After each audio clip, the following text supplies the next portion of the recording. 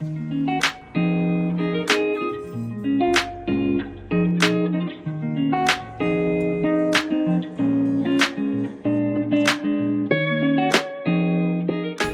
from the fashion capital of the world, Paris. It's Jen here and welcome back to the channel. I've been loving all the shopping here. There are so many cool brands that we don't have in Canada. So I thought it'd be fun to take you guys along and review some of these stores. So first up we have Sézane, and this store did not disappoint. The clothes were organized by color palettes, so it's really aesthetic to look at. The jewelry was a little bit bold for me, but very pretty in the case.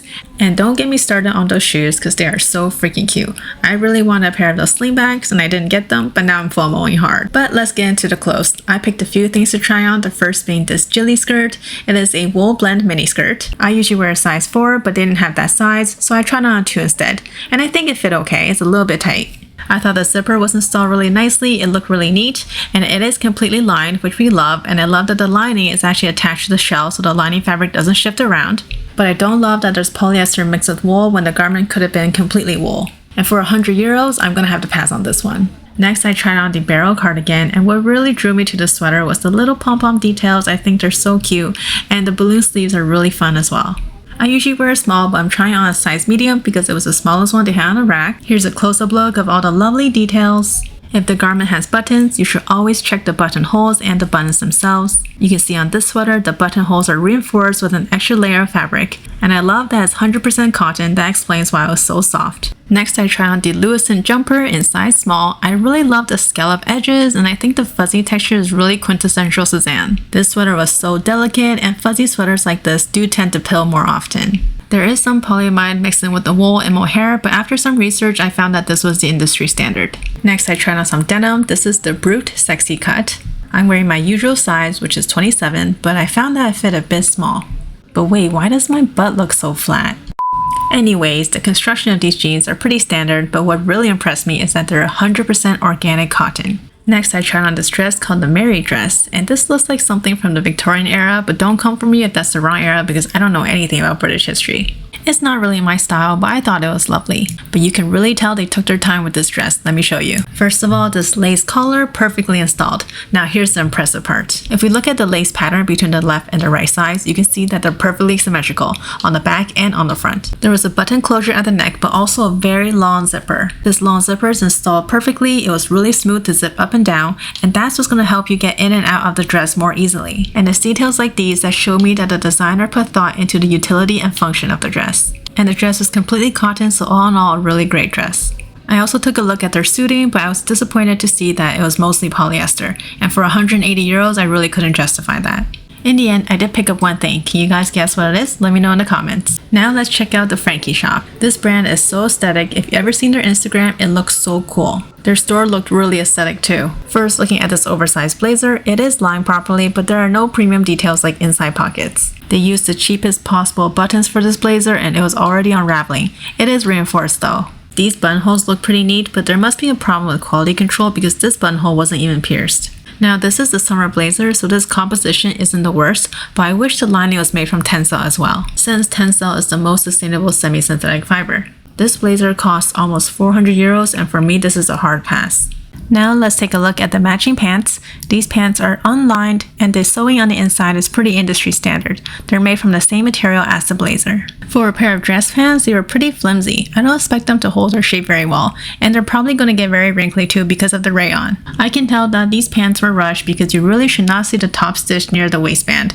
You can also see that the stitches are quite large, making the seams not as secure as they should be. The zipper is also not the best. You can see I'm using quite a bit of force to push it down to make it lay flat. When I saw the price, I gasped because these pants are definitely not worth €200. Next is this vest/waistcoat. I thought the design was really unique. But on closer inspection, you can see the buttonholes are already fraying and they look really messy, and the buttons look really cheap too. They're just plastic. The back would usually be adjustable, but this detail was missing on this one. For a vest to be mostly polyester and dry clean only, that's a red flag. Everything considered, I definitely do not think this piece is worth €195. Next, we got this yellow button down. The fabric was really thin and really crinkly, almost like tissue paper. I was surprised to find that it was 100% cotton, and on the tag it says organic cotton. That being said, I don't think I would spend 155 euros on this piece. Next, looking at the sweatshirt, I actually found it to be quite soft, and I like they use a different ribbed fabric on the side because it makes an otherwise regular sweatshirt a bit more interesting. The sewing on the inside also looks quite good. It was straight and there was no weird puckering. Since it's 100% cotton, this is the only piece I would actually consider buying. Moving on to and other stories. This store was huge. There were so many designs to look at, and they sold my favorite sustainable sneakers, Veja. I think that's how you pronounce it. I picked a few things to try on, so let's start with this brown sweater. This is actually a size small, but it was very oversized, and it was actually a bit itchy on my skin. This is actually a 50% alpaca sweater, and alpaca tends to be a bit coarser and more itchy, so this was a pass for me. Next is this navy dress. I could tell there was synthetic in it because it was so shiny. It looks really stiff on my body as well. That being said, the edges are really crisp and really neat. This dress is fully lined, and they did a really good job connecting the shell fabric with the lining fabric. They also did a good job installing the zipper. It looks really straight and really clean. They also properly installed the hook and eye. As suspected, it is mostly polyester. I wouldn't call this a sustainable buy, but whether or not you buy this will be largely dependent on your priorities. Next, I tried on a pair of brown dress pants. I thought they looked pretty good. The fabric was a nice thickness, and the construction looked really nice too. You can see all the stitches are small and straight, and they picked a heavier duty zipper with metal teeth to be able to support the thickness of the pant. And here I'm just checking how deep the pockets are. Now this is where things go downhill. I would have preferred if these pants were completely polyester because at least you can recycle that. And viscose tends to wrinkle quite a bit, so for pants it's not the best. Next, I'm trying on a mohair sweater. This one is actually a little bit itchy for me as well. The design is really simple, and something like this would be mostly machine made. The composition is pretty standard for a mohair sweater, 1/3 wool, 1/3 mohair, and 1/3 synthetic. But for almost 90 euros, I would rather buy the mohair sweaters at Sézane. Lastly, I tried on this black blazer. I picked my regular size, which is 4, but you can see the shoulders are a bit too narrow. But the buttonholes look neat, and it is fully lined, and the lining was cut quite well. But I found the plastic buttons to be a little cheap looking. There's also an inside pocket which is a premium detail, and there is a vent in the back to allow for ease of movement.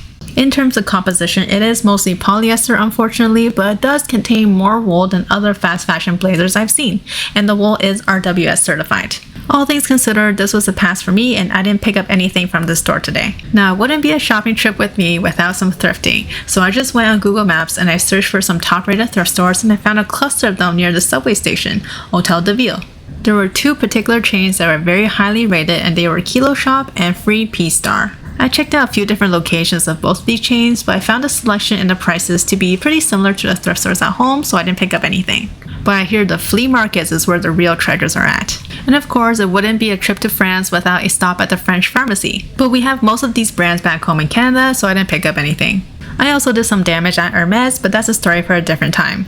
That's it for today's video, but this is just the beginning of the Paris content. Stay tuned for next week's video where I show you the best hotels with the cutest Parisian balconies, where to eat for the best Eiffle Tower views, and who serves the best steak and frites, and where to go for brunch. See you next week. Bye!